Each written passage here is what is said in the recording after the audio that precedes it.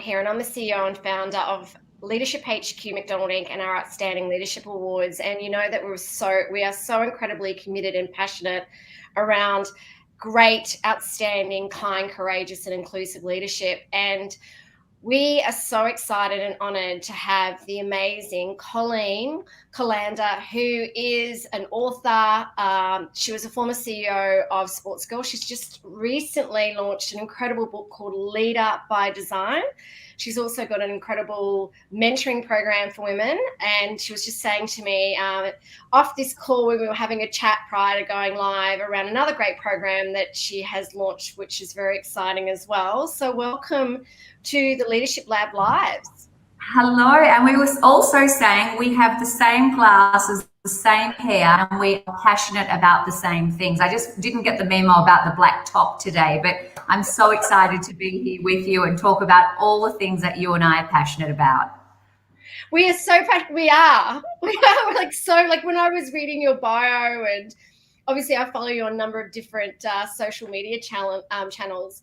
Like the messages that you and I have are so consistent, like really resonate with each other, because we are both really only about great leadership, and we know we need more great leadership here in Australia and across the world, but also women in leadership, like helping women step up is something that we're both passionate about. So I was really excited today about the live. So if you are watching, please comment, please ask some questions.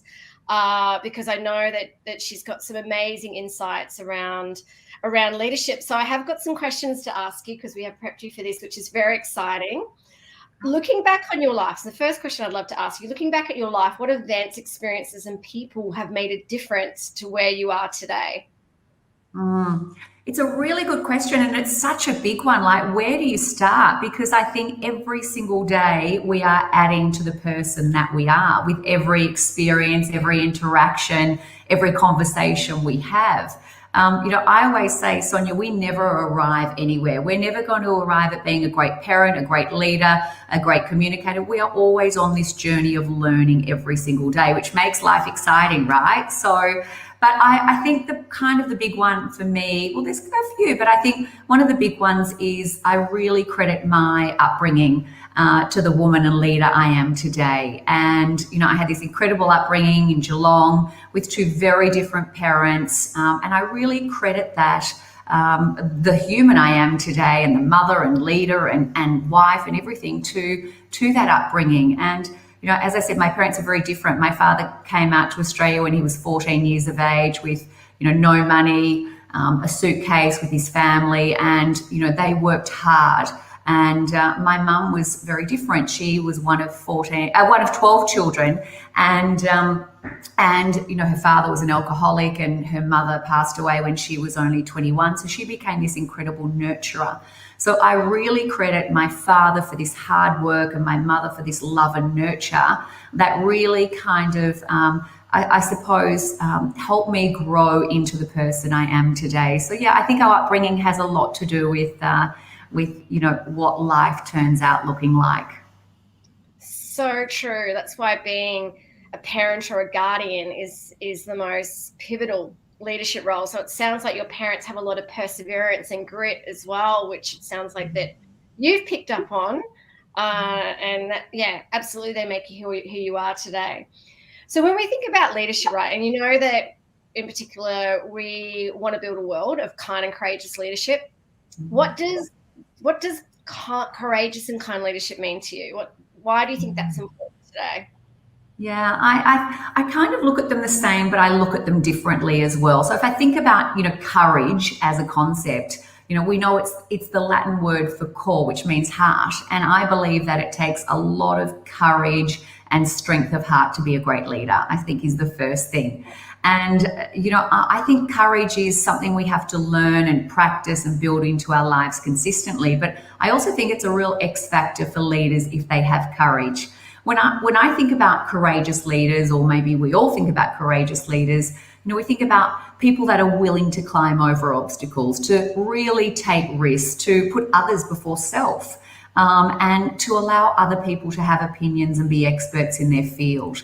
I also think that courageous leaders don't always need to be the smartest person in the room. They're really happy to shine the light on others. And I think one of the biggest things about courageous leaders is that they give everyone the confidence to believe that anything is possible. So courage as a leader is, I think, an X factor. The kindness part, and as I said, they're different but go together. I think I talk a lot about kindness, and in my book, there's one whole chapter on the power of kindness. And I believe we're in a real transitional point right now. And I think we have this old era of leadership and this new era of leadership. And, when we think about that old era of leadership, we think about authority and lack of empathy and power and self-serving. And when I think about the new era of leadership, which is one I've been living in for a very long time, and I know one you've been living in for a very long time, we think about authenticity and humility and compassion and kindness. And, we really need to embrace this new era of leadership. I'm not sure about you, Sonia, but when I talk about kindness with leaders and people, some really embrace it and others get really scared by it, because it's not the first word that comes to mind when you think about great leadership. And I know you and I challenge that.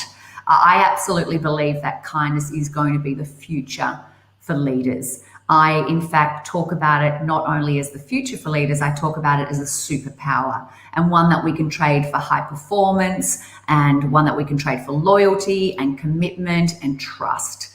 I always like to clarify when I talk about kindness, because kindness doesn't mean that people can fly under the radar. Kindness doesn't mean we don't hold people accountable, or we accept underperformance, or there are no rules or boundaries. Kindness actually means that we set clear expectations for people. We do hold them accountable. We have open, honest conversations. And we also push people beyond their comfort zone. And most importantly, we build human connections. I believe kindness, we need a lot more kindness, not only in our leadership world, we need a lot more kindness in our world. It doesn't matter where that is, if it's in your community, your home, your place of worship, it doesn't matter. Kindness is going to be the new superpower of the future. I absolutely, my heart is singing while you're talking, because I completely 150% agree with you. And hence, like, even when we launched our leadership awards, I mean, we've been doing this for 15 years, right? Living and breathing this leadership space. And then when we launched our leadership awards in 2019, Colleen, some people were looking at me like, kindness, leadership, like, why are we championing this? And then I said, it does. It's a superpower. It builds connection. It builds trust. Empathy and kindness is going to be the new wave of leadership. And then the pandemic hit, and then everyone was kind of like going, oh, I'm really getting it now. And I'm thinking, why did it take a pandemic for people to realize the power of kindness in this? Because you can still be strong as a leader and show kindness, right? So kindness is not a weakness. Kindness is absolutely not a weakness. Kindness takes a lot of strength and courage. It does. So I love hearing those. I love hearing those words. So why does leadership matter to you, and why does it play an important role in your life? Because obviously you've written a great book about it as well. So you're as passionate about it as I am. So what are your thoughts on that? Yeah, I am. We could have 5 hours talking about this topic, but we won't. We'll bore everyone. But, leadership is something that I am absolutely, like you, so passionate about, and particularly about not only my leadership, but the leadership of everyone else around me, particularly women. And, when I talk about leadership, I'm not talking about just leading in business. I'm talking about leading in our own lives. And that doesn't matter, again, where it is, your community, your home. And leadership starts with self. And we really need to be leading in our own lives before we can lead anyone else. I often get asked, it's probably one of the questions I get asked the most is about leadership. And I always start with what leadership is not. It is not about a title, power, or rank. It has nothing to do with the size of your office, how many direct reports you have, how fat your paycheck is every month. It has nothing to do with any of that. Leadership is about the way we lead, the way we instill courage in others, the way we lead with kindness. I talk about leadership as a leader by design. And as you know, it's the title of my book, because I believe that we all have the ability to become leaders by design. We can all become the leader we always wanted to be. We can always become a leader that, people want to follow. We have the we have this opportunity every single day to influence people around us. It doesn't matter what you do. And so I think that's a really, really important part of leadership. I talk about leadership as, inspiring those around you, really empowering people to do their best, believing in people when they don't believe in themselves. Great leaders have a passion for a cause and something much bigger than themselves. So it's a space that I'm very passionate about. And I think we've got a lot of work to do in the leadership space, Sonia, which is what you and I are screaming from the rafters every day, because I do think we have a serious lack of great leadership in this country. And my second point is we need more women leaders in this country, which would potentially fix my first point. So we really have to encourage women to step up. Yeah, Michael's just written a comment. It's all about your team, and I'm just part of the team. So it is team, like having a great team really makes a difference to leadership. And I agree around the women in leadership space. Hence, I mean, we do a lot of women in leadership in terms, I know you've got your incredible mentoring program. We run a lot of leadership programs for women. Is sometimes women kind of look at us and go, why are we on this women in leadership program? It should be about all. And I'm like, just go through the journey with us, because the thing is, I find that when you have a group of women going on a journey together and they're sharing, and you find the vulnerability and the when you're building that tribe of women in terms of building up their confidence and building up that inner leadership, that self-leadership, as you said, it makes such a difference when we're able to actually work with women to show them that they're in a potential to step up and lead, right? Because a lot of them kind of don't want to do that or feel that they can't. It's up to us to, and I agree around the great leadership. I mean, even when through this crisis, through this pandemic, when you look at some of our politicians, and particularly our female politicians around the world who have really shined during this time, is that we do bring different styles, right? We do bring, and I think that's why we need that power of the mix. That's why, that gender balance at the table, because of the differences that we bring. So anyway, I could talk about that for a really long time. It is, I do agree, we've got, and it can be quite, what's the word for it? When I look at the leadership we're seeing today, it can knock you down a little bit, and that's why I think us having that courage and having that voice to go, we're out there paving the way to help more women be great leaders. I mean, obviously anyone can be a leader regardless of gender or race or culture or anyone. But, particularly for women, if we can help women, it'll make such a difference to Australia and the world if we can actually get them into more leadership roles. I think that's so true. Okay. What leadership challenges are you facing in leadership challenges? And also, how are you overcoming them? Yeah, it's a really good one. Again, I think we come back to that thing that we have this lack of great leadership. So it's all of our jobs to create not only leaders for this generation, but leaders for the next generation. And again, as you said, particularly women, because we do need that gender balance. As you said, men and women bring very different things to the table, and we need a nice balance of both. My purpose, Sonia, as a CEO is exactly the same as my purpose today, whether I'm doing my Mentor Me, my masterclasses, my leadership, my book, it doesn't matter. And someone said to me a few weeks ago, so Cole, what's your purpose now? You're not a CEO of a big fashion company. I'm like, we don't actually get to change our purpose. Our purpose is what it is. It's why we were put here. It's why we get up in the morning. It's what puts a fire in our belly. It's the message we want to share with the world, and why should anyone care?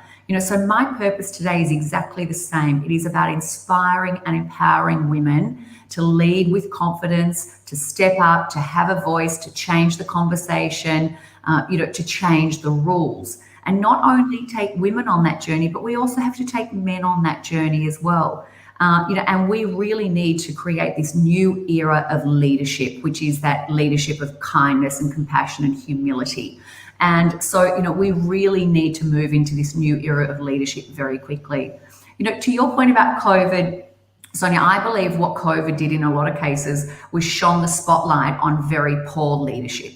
And I call it the cream, rose to the top and the crap sunk to the bottom. And that's really what happened in COVID is the leaders that were already leading and knew their foundations and had people at the heart of everything they did and really understood why their brand existed, they rose to the top. And the ones that didn't know much of that and, were leaders for themselves, self-leadership, were the ones that sunk to the bottom. And we're still seeing that now. So there is this very big divide of leadership in this country. And again, we don't have enough cream at the top, which is where we really need to make some serious change. So true. Let's do that together. Like, we can absolutely do that, because I think I agree. I saw the best and worst of leadership over the last years. And there were times where I thought, this is a lot more challenging than I thought it would be to try and, our whole purpose is to build a world of great leaders. And I'm kind of like seeing the stuff seeing the actions and messaging and behaviors of some of our key leaders going, what is going on? I thought, you know what? I can't control what's going on there, but I can control how I respond, and what I need to focus on are those people that we can lift up and inspire to do more and be more, right? And we need those people, shine a light on those people and empower those people, because the thing is, we need those people to step up into get into those leadership roles, so they're running our countries and our states and our companies, right? So I can, anyway, I'm so passionate about it as well. It's just like, okay, what do you think? I know we've spoken about a lot of different skills, particularly around humility and kindness and compassion and courage. What skills do you think leaders need today for tomorrow as well, as other than those skills? I mean, there are so many skills, right? We could write a list. They've got to be good communicators, good listeners. They've got to have kindness. They've got to be visionaries. There's so many things, but I really distill it down to something quite simple. And I really think that the leaders of tomorrow need to understand that people are their greatest asset. That's going to be the leaders of tomorrow. And, leaders need to prioritize the needs and well-being of their people, because when we do that, it has an incredibly remarkable effect on your organization and your bottom line, which is also important, right? So, we live in this world where we are driven by profit, okay? And, there's no surprise that sales and margin and shareholder return and, all of those things are always at the forefront of leaders' minds. And I agree with all of those things being really important. We need organizations to be profitable because we want them to grow. We want them to reinvest. We want them to innovate. We want them to develop programs for women leaders. Money makes the world go round. We should never apologize for wanting to be profitable organizations. It's super important. But the leaders of tomorrow are going to focus on creating environments where people feel connected, where their work matters, where they contribute to things bigger than just the seat they sit in, where they feel part of just the job that they do, where people feel valued and empowered and engaged to do their best. That's where we're going to see incredible results of the future. So I turn things upside down. It might be my weird brain I have, because, I know there's this whole thing about profit. We've got to be profitable companies. I turn the equation and I say people with purpose and passion equals profit. So instead of profit being the first thing we think about, we need to think about the people with purpose and passion, because that is the equation that actually delivers you your profit at the end of the day. So the leaders that understand the value of people and put that investment in people and put a focus on people will be the ones that are going to shine in the future. So true. And I think we're starting to see that as well, the ones that did focus on their people. Like I've been hearing so many stories of great organizations when obviously this pandemic hit, they really focused on the people over the profit. And now they're seeing the return on that go tenfold, because they had made that decision that we're not going to let anyone go. We're going to focus on the well-being of our people. That is such a great, I agree. That is so great. So who or what defines a great leader to you? Again, there's so many, isn't there? I think there's 3 incredible rules of leadership. And that is lead self, lead others, and lead always. They're the three things I think about when I think about what defines a great leader. And, self-leadership, 70% of leadership is how we lead ourselves. And, how well we know our values and our self and our purpose, and how well we build disciplines into our lives and structures, and how well we set goals in our own lives, and how well we maintain positivity in the face of negativity. We have to be leading in our own lives before we can be leading anyone else. It's so important. And that's where leaders go wrong. That's where so many leaders go wrong, is so many leaders think leadership is about leading other people, but they actually don't know how to lead themselves first. So I think leading self is the first one. Leading others is so important. There's a big divide between leaders and managers, and we need both. But if you're a true leader, don't behave like a manager, because then you're not a leader. Leadership is bloody hard work. But there is a big, big difference. And I really encourage those managers that want to take that next level into leadership to really think about, becoming that leader by design. Managers create followers, leaders create other leaders. Yeah. It's very different. Managers are transactional, leaders are transformational. Leadership is about being in service to others. And the third one is lead always. I always say we can't turn up and shine when the spotlight's on us. We need to lead in good times and bad. Great leaders lead in good times and bad. It's super easy. Yourself, Sonia, it's easy to lead when things are good and sales are up and the team's winning and the scoreboard's high. That's easy. But when the chips are down, when things aren't going our way, when we get hit by a pandemic, when sales don't make their target, when we are in the eye of a storm, that's when we see true leadership. I always say, don't judge a crew in calm waters. It's just not, it's not what you're really seeing. Judge your crew in rough waters, and that is the leader and the crew. That's where you see great leadership. It's not easy. As I said, it's bloody hard, but God, it's worth it. It is worth it. It is challenging. It is hard, but you know what? Leadership's about that, isn't it? It's not meant to be easy. You're supposed to be uncomfortable as a leader. So I think that's so true as well. What advice would you give leaders listening to this interview? I know we've given them a lot of insights and different ways of looking at leadership, but what advice would you, particularly anyone that's kind of listening to this and going, wow, where do I start? What advice would you give them? Yeah, I have lots of advice, but I don't have all the answers. I don't know it all. None of us do. And I think that's the beauty of this journey of life and journey of leadership, is that we're all working it out together. But I really think that, great leadership begins with the person, not the position.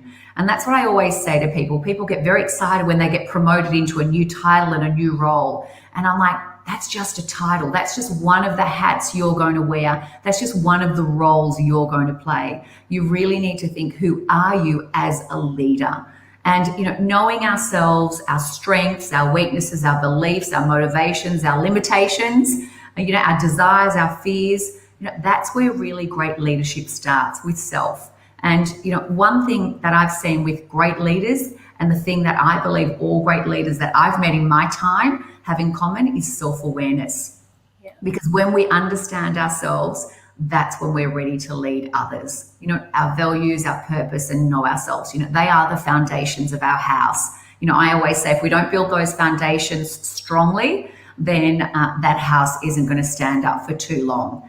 Think about that. We build a house on shaky foundations. Not the best idea, right? We need to build the house, which is us, on very solid foundations. That's where we stand the test of time. That's where we stand the pandemic being thrown at us, or, whatever gets thrown at us at that time. So really, leadership starts with the person. And if you're a leader listening to this right now, really think about what kind of leader you want to be. You can become a leader by design. Don't just get up and be the leader that evolves around you because of where you are or what you're hearing. Be a leader of intention. Really get up every day and think about, how do I want to show up as a leader today? I agree with that as well. It does start with self, and that self-awareness is key. Okay, how have you developed yourself as a leader too? How have you gone about developing over, gosh, I know that you've been in this space for over career spanning over 30 years. 30 years now. I know that makes me sound very old, Sonia. I've got very big people. I've got 25, 23 and 17. I've got big children in my life, but I feel very old when people say you've been in leadership for 30 years, or your fashion retail career, but it is what it is. Let's own it. I would say, how have I developed myself? I think the number one thing is that I've put in the work. As we said, it's not easy. If you want the easy road, then don't come on the leadership journey, because it's not. So you have to put in the work. And again, I talk about leadership as a lifestyle choice, right? So if you want to be an athlete, you've got to put in the work. You need to work hard every day. You can't just work 5 days out from the marathon. You've got to put in the work for a long time until you retire. So we have to put in the work. If you're a parent, you have to put in the work. Parenting is a lifestyle choice. It's for a long time, right? So I think the number one thing, and the thing that my parents taught me, was put in the work. My father said to me when I was 16 and said I was leaving school to go and be a sales assistant on the shop floor, but I had potential, because that's what I've been told. The words he said to me, I kind of struggle with that these days, because I think, imagine if my daughter came and said that to me, I'd be like, get back to school, you need to finish your education. But the words that my parents said to me was, work hard, love what you do, be passionate, and never give up. So I think that has always resonated with me in everything I've done. I think the other way to develop as a leader is to get a great coach or mentor. You coach a lot of people, Sonia. You've had a lot of leadership experience as well as I have, but surround yourself with great people. People that are going to lift you up, people that are going to challenge you, people that are going to push you out of your comfort zone, because we only grow when we step out of our comfort zone. And I think the other thing is to upskill yourself. If there's an area you're interested in, learn about it, research it, search people out and pick their brain, go and do a course, whatever it may be. But I think when I boil it down and just get that dew right there in the pot, I think it's put in the work. That's the number one thing. It is putting in the work. It is getting a coach. And I love the analogy about the athlete, right? Because I find a lot of leaders just think they want the quick fix, and also I think some people, if you think about leadership as per a role or title, when they get to a management role and they're actually leading others, when they go from an individual contributor leading others, they think it's easy. So they kind of get into these roles going, oh, I'm here. Yes. I'm now a manager. And then they go, oh, actually, this is a lot tougher than I expected. Oh, I didn't prepare myself for this. I'm like, yeah, okay. Like, they think that it's leading others and leading people, which is the greatest gift you can do, is be a great leader for others. It is hard. So start to develop and learn now. And if you are in a traditional role where you are leading others as a leader, keep sharpening your saw, right? It's so important. That's why sharpen your saw. Get Colleen's book, Leader by Design. So that's what I'm going to be plugging now. So make sure you get the book. Now, I'm sure that you can get the book from, where can you get the book from? I know you can get it from Booktopia, Amazon, Dymix, and we say any good bookstore. I'm not sure why we say that. I'm just any bookstore, really. Or you can jump on my website, which is just colleencallander.com.au, and grab a copy there. Excellent. And that's how people can reach out to you, through that website as well? Yeah, sure. Website, LinkedIn, Instagram, it's all just Colleen Callander. You'll find me there. Excellent. Is there anything else that you would love to say to everyone that's listening? Michael has been making a lot of great comments on our comment feed there. Thank you, Michael, for listening. And I'm sure that there's lots of people. I can see there's quite a number of people listening who are a bit shy to actually ask questions or comment. But if you do have any questions, please make sure you put them in the comments feed right now. So anything else that you'd love to say before we close off this incredible interview, which has been such an honor to speak with you today? Thank you. I just love talking to like-minded people, particularly women. And, we have so much, as I said at the start, so much in common, and keep doing the awesome work that you're doing too, Sonia, because collectively we are stronger together. Women are stronger together. But I think one of the messages I might leave you with is, for everyone, is believe in yourself. no matter where you are on your leadership journey right now, because someone once said to me, Cole, I believe in you, when I didn't believe in myself. And if she hadn't have said that to me, I'm not sure where my journey would have gone. So really believe in yourself and believe in others, because there are going to be people in life that are going to tell you your dreams are too big, your goals are too ambitious, someone's done it before you, that's a crazy idea, you're not ready, you're not good enough, whatever it might be. And I'm going to tell you, don't listen to them. I'm going to tell you to believe in yourself, because if you're prepared to put in the work, if you are following your passion, you know, we talk a lot about purpose, but I say if you can't find your purpose, find your passion. It'll lead you to your purpose. If you're prepared to put in the work, then you will be successful. Success will find you. So please believe in yourself and never give up on your dreams. I love that. Yeah, it starts with believing in yourself. It makes such a difference, doesn't it? Yeah. So, yeah, thank you so much. And thank you for making such a difference and making such a great impact as a great woman, as a great mum, as a great, I don't know, leader, and all the different hats you wear as a leader. Thank you so much for making such a difference and being such a role model inspiration to so many of us, including myself. So thank you so much for being on this live today. Absolute pleasure. Thank you for having me, and thank you to everyone who joined. Thank you. You stay safe and take care. Thanks so much, Sonia. See you soon. Bye. Bye.